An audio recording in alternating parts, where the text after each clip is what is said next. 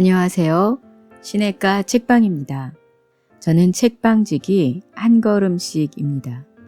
오늘은 새 책 필립 얀시의 내 안에 하나님이 없다라는 책으로 돌아왔습니다. 오늘은 책 소개와 지은이 소개와 목차와 일부를 정리해서 읽어드리도록 하겠습니다. 이 책을 소개한 글에 따르면요. 의심의 자리에서 만난 하나님, 그분의 따뜻한 품에 안기다. 그리스도인들은 사람들과 관계를 맺듯 하나님과도 인격적으로 교제할 수 있다고 믿는다. 하지만 눈에 보이지 않는 하나님과 어떻게 인격적인 관계를 맺을 수 있을까? 하나님의 존재를 확신할 수 있는 방법이 있기는 한 걸까? 이 책은 이런 솔직한 의문에서 출발해 믿음으로 나아가는 여정을 담은 글이다. 필립 얀시는 자신과 주변 사람들, 그리고 수많은 저자들의 경험담을 이야기하며 독자들을 그 여정으로 초대한다. 저자의 문제제기 앞에 같이 고민하다가 유쾌한 글에 빠져들다가 어느새 다시 눈물 짓는 동안 우리는 하나님과 하나가 된다는 의미를 서서히 이해하게 된다. 이 책을 추천하신 오카는 목사님은 하나님을 믿는다고 고백하는 그 가벼움, 정규적으로 드리는 예배 뒤의 허탈함, 일상에서 생채기만 얻어 낙심하는 마음, 하나님의 부재를 입증하려는 듯 날마다 당당해지는 세상의 뻔뻔스러움 등을 보면서 누구나 한 번쯤은 깜깜한 골방에 앉아 이렇게 고백해 왔을 것입니다. 내 안에 하나님이 없다. 하지만 이 절망과 의심은 곧 하나님을 찾으러 떠나는 길과 맞닿아 있습니다. 그와 함께 떠나는 영적 순례는 솔직한 의심에서 시작되었습니다. 의심, 그것은 하나님을 향한 뼈저린 갈망에서 시작된다는 것을 나는 글을 통해 다시 확인할 수 있었습니다. 가장 순수한 의심은 정직한 믿음으로 열려 있었습니다. 그것은 나와 하나님, 둘만의 관계에 대한 진지한 탐구와 노력으로 가능한 일입니다. 라고 하셨습니다. 들어가는 말에서 필립 얀시는 많은 크리스천들은 하나님과의 개인적인 관계에 대한 분명한 약속을 굳게 부여잡고 있다. 그리하여 마치 하나님을 아는 일이 다른 사람들과 관계를 맺는 것처럼 진행될 것이라고 생각한다. 하나님께서 그 자리에 계신지조차 확신할 수 없는데 어떻게 하나님과 개인적인 관계를 맺을 수 있는가? 하나님의 존재를 확신할 수 있는 방법이 있는가? 이 책은 의심에서 출발해 믿음으로 나아가는 과정 가운데 기록되었다. 즉 내가 하나님께로 나아가는 순례의 길을 요약한 글이다. 라고 했습니다. 필립 얀시는 성경과 시대를 바라보는 뛰어난 통찰력과 어려운 신학적 주제들을 쉽게 풀어내는 은사로 복음주의 최고의 작가라는 찬사를 듣고 있습니다. 그는 우리 시대 최고의 기독 작가 중 한 사람으로서 그의 글쓰기는 평균적 그리스도인이나 불신자들이 품음직한 의심과 갈등, 심지어는 불신에 대한 정난화하고도 정직한 드러내기에서 출발합니다. 기존 교회가 지닌 상투성을 예리한 문제의식과 역동적인 필지로 파헤쳐 대안을 모색하는 힘과 매력을 지녔다는 평가를 듣는 그는 기독교 신앙의 가장 기본적인 질문들과 깊은 신비, 역설을 탐험하며 그 여정 가운데로 독자들을 초대합니다. 목차를 보면요. 1부 목마름, 하나님을 향한 열망. 2부 믿음, 외출 중인 하나님, 무관심한 하나님, 적대적인 하나님. 3부 하나님, 눈으로 볼 수 없는 하나님을 만나다. 4부 연합, 전혀 다른 나와 하나님이 하나가 되다. 5부 성장, 성장의 3단계. 6부 회복, 그 관계의 종착지. 오늘은 제1부 목마름 하나님을 향한 그 열망으로 1장과 2장을 정리해서 읽어드리도록 하겠습니다. 이 책은 워낙 길고 수필처럼 아주 문체도 뛰어나고 그의 유려한 글들을 볼 수 있는데요. 내용이 너무 많기 때문에 제가 아주 짧게 정리해서 짧은 구절만 읽어드릴 수밖에 없는 점을 이해하시고 꼭 구하셔서 읽어보셨으면 합니다. 1장 어중간한 틈새. 오 하나님, 나는 당신을 사랑하지 않습니다. 심지어 당신을 사랑하기를 원하지도 않습니다. 하지만 나는 당신을 사랑하고 싶어 하기를 원합니다. 아빌라의 테레사. 최근에 신학교 동기들을 20년 만에 만나서 함께 얘기하는 시간들이 있었다. 이것저것 얘기하다가 근황들을 얘기하고 대화가 점점 어두워지더니 치매에 걸린 부모, 이혼한 친구들, 만성적인 질병에 시달리거나 윤리적인 잘못을 범한 친구들, 교회 직원들에게 희롱당한 아이들에 대한 이야기가 오가기도 했다. 우리는 하나님께서는 신학교 때보다 더욱 우리 삶의 중심에 자리 잡고 계신다는 고백으로 모임을 마쳤다. 학생 시절 각자의 영적인 경험을 묘사하기 위해 사용했던 표현들을 지금 떠올려보면 무슨 말인지 거의 알아들을 수 없는 말들이다. 우리는 20년 전 신학 수업 시간에 성령 충만함, 죄와 육체의 본질, 성화, 풍성한 삶 등에 대해 배웠다. 하지만 그러한 교리들 가운데 우리가 예상했던 방식대로 효력을 발휘한 것은 하나도 없다.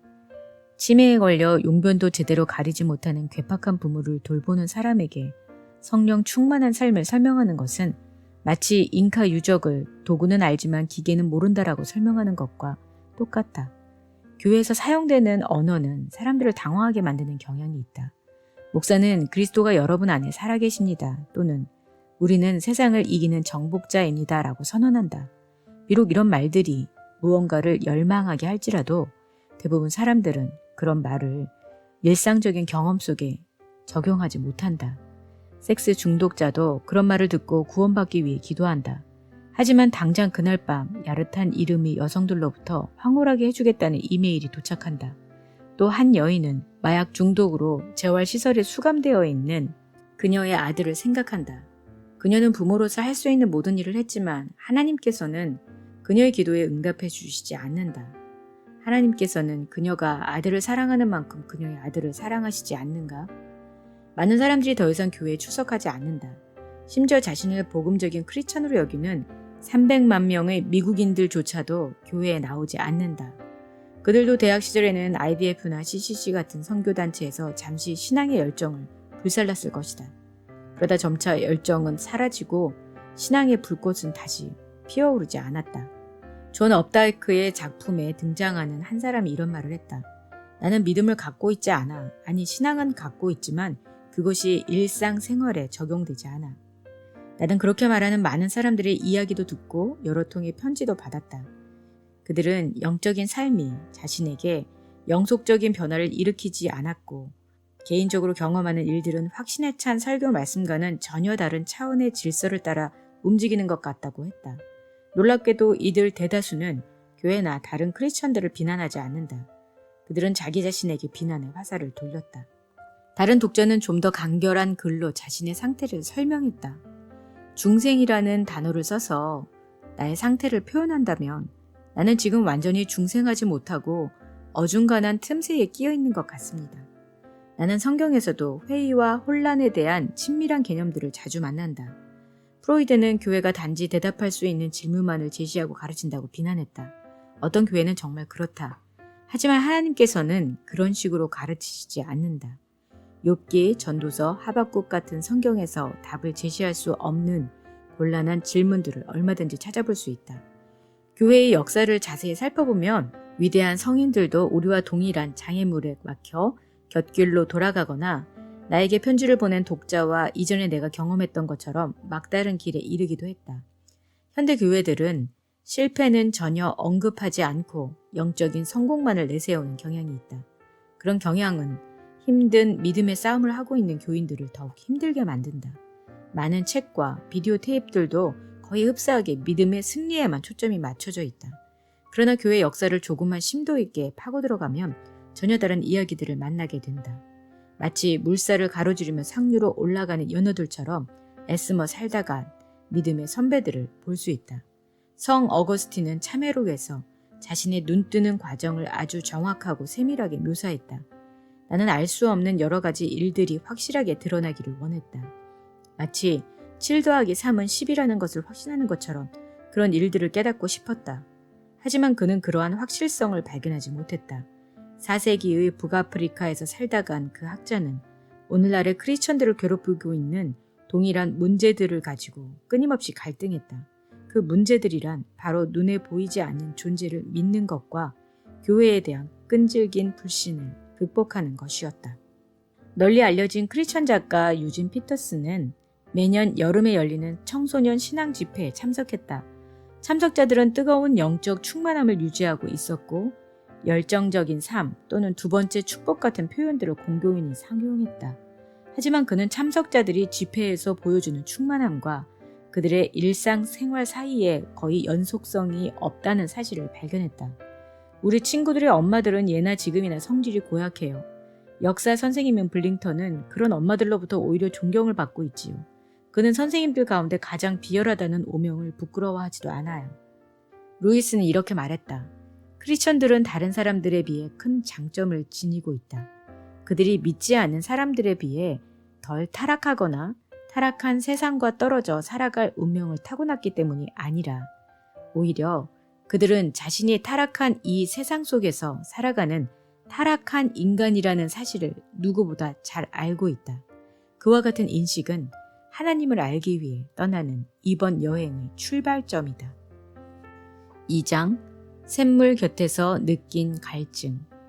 토마스 머튼은 말했다. 만일 당신이 하나님을 너무 쉽게 발견했다면 아마도 당신이 찾던 하나님이 아닐 것이라고 했다. 다른 사람을 믿게 할 만큼 자주 일어나는 일은 아니지만 크리스천들은 우주의 창조주 하나님과 개인적인 접촉을 갖는 경우가 있다고 주장한다. 나는 지금까지 내가 저술한 모든 책들이 지푸라기처럼 보일 만큼 충분한 일들을 목격했다. 토마스 아퀴나스는 하나님과의 만남을 그렇게 표현했다. 나는 종종 누군가가 나를 강하게 끌어당기고 있다는 느낌을 받는다. 그 힘은 냉소와 반항에서 나를 끌어낼 만큼 강력하고 나의 삶의 방향을 전혀 다른 쪽으로 돌려놓을 만큼 강했다. 하지만 나는 좀 더 다른 무언가가 있지 않을까 하는 의구심에 사로잡혀 핸드폰을 낀 채 외계로부터 오는 다른 메시지를 절망적으로 기다렸지만 정적만 들려왔다. 하나님께서는 우리가 그분을 알고 사랑하도록 창조하셨지만 정작 당신은 자신을 명확하게 드러내시지 않는다. 바울은 달코 다른 아덴의 회의론자들에게 하나님께서는 사람으로 하여금 그분을 더듬어 찾아 발견하게 하려고 만물을 창조하셨다고 말했다. 정말 그렇다면 그분은 왜 자신을 좀 더 명백하게 드러내시지 않는가? 성경의 저자들은 거룩한 땅에서 살았다. 그 땅에서는 가시떨기 나무에 불이 붙고 바위가 진동하며 화산이 터지고 별들이 하나님의 장엄함을 노래했다. 하지만 더 이상 그런 일은 없다. 초자연적인 세계는 영영 사라져버리고 우리는 가시적인 세계에 홀로 남겨진 것처럼 보인다. 하나님에 대한 열망, 보이지 않는 존재에 닿으려는 마음, 혼돈 속에서 정돈된 의미를 이끌어내는 우주의 부모로부터 사랑받고 싶은 갈망은 끝없이 계속된다. 하나님께서는 보이지 않는 상태로 계시기 때문에 사람들은 자신들의 상상에 따라 하나님을 마음대로 만들어내려고 한다. 하나님과의 대화는 3권으로 출간되어 수백만 명의 독자를 확보한 베스트셀러다. 그 책의 저자는 하나님께서 직접 책의 내용을 불러주셔서 자신이 받아 썼다고 주장한다. 그분은 예측할 수 없고 관계를 유지하고 있으며 때로는 반대 입장을 분명히 하신다. 문제는 우리의 질문에 대한 답을 얻기 위해 어떻게 벽의 반대편에 계신 하나님께 나아갈 수 있는가 하는 것이다. 과학자들은 하나님이 경험적으로 검증되지 않는다고 말한다. 우리는 무언가를 믿어야 한다. 그러한 본능은 목마름이나 배고픔처럼 강력하다. 하지만 우리는 더 이상 무엇을 믿어야 하는지 알지 못한다. 하나님은 인격적이다. 헬라 철학의 영향을 받은 일부 신학자들은 하나님이 인격적이라는 사실을 언급하지 않고 하나님을 모든 존재의 근거 또는 필연적인 추론과 같은 비인격적인 말로 모호하게 표현했다. 그러나 성경에서는 구약이나 신약 할 것 없이 하나님을 우리에게 영향을 주고 우리에 의해 감동받는 분으로 묘사한다. 시편 기자는 여호와께서는 자기 백성을 기뻐하시며 라고 노래했다. 또한 하나님께서는 자기 백성들에게 화를 발하시는 경우도 여러 차례 있었다. 하나님의 인격성은 성경 여기저기에서 발견된다. 사도 요한은 이렇게 말했다. 하나님은 사랑이심이라. 사랑 안에 거하는 자는 하나님 안에 거하고 하나님도 그 안에 거하시느니라. 이보다 더 인격적인 표현은 없을 것이다. 그렇다면 이런 하나님과 인격적인 관계를 맺는 것이 그렇게 어려운 이유는 무엇인가? 사람들은 소위 말하는 성인들에게 기도를 한다. 왜냐하면 그들이 좀 더 다가가기 쉽고 두렵지도 않기 때문이다. 종교 개혁자들과 가톨릭 신비주의자들은 매개자를 통해서가 아닌 하나님과 직접 관계를 맺으라고 촉구한다. 현대의 복음주의 설교대가들은 하나님을 알아가고 하나님께 대화하듯 말하며 절친한 친구를 대하듯 하나님을 사랑하라고 권면한다. 하나님과의 친밀성을 유난히 강조하는 복음주의적 전통은 그러한 관계를 지나치게 남용하는 단계까지 나아간다. 하나님께 무슨 말을 해야 하는지 가르쳐달라고 강구했더니 그분이 말씀하셨습니다. 교만하게 말하지 말고 청지기 자세를 잃지 말라고 하셨습니다. 여호와께서는 이 도시에 새로운 병원을 세우고 싶다고 나에게 말씀하셨습니다. 바로 지금 하나님께서는 나에게 속삭이듯 말씀하셨습니다. 이 자리에 결혼 문제로 고민하는 자가 있다고 하셨습니다. 이런 말들은 대부분 듣는 이들을 속이기 위한 의도로 사용되는 것이 사실이다. 어떤 설교자들은 적당히 얼버무리면서 또는 교묘하게 그런 표현들을 사용한다. 그런 말들은 하나님과의 인격적인 대화가 전혀 일어나지 않았다는 사실을 암시해준다. 그들의 날조된 주장 속에는 다른 이들의 참된 경험을 격화시키고 자신의 영적인 위상을 높이려는 의도가 숨어있다. 펩시콜라의 광고의 카피처럼 우리는 도저히 해결할 수 없는 갈증을 자초하고 있지 않는가? 최근에 하나님을 친밀하게 부르는 신앙적인 표현들이 많이 생겨났다. 하지만 그것은 루이스가 4가지 사랑에서 지적한 대로 창조주와 피조물의 만남에 대한 진실을 정확하게 표현하지 못하고 있다. 그렇다면 우리는 어떻게 하나님이 계신 것을 확신하지 못하면서도 보이지 않는 하나님과 인격적인 관계를 유지할 수 있을까? 나는 목마름으로 죽어가고 있다. 바로 여기 샘물 곁에서. 리차드 윌버. 네, 오늘은 필립 얀시의 내 안에 하나님이 없다 중에서 일부 1장, 2장을 정리해 드렸습니다. 다음 시간에는 2부를 정리해서 읽어드리도록 하겠습니다.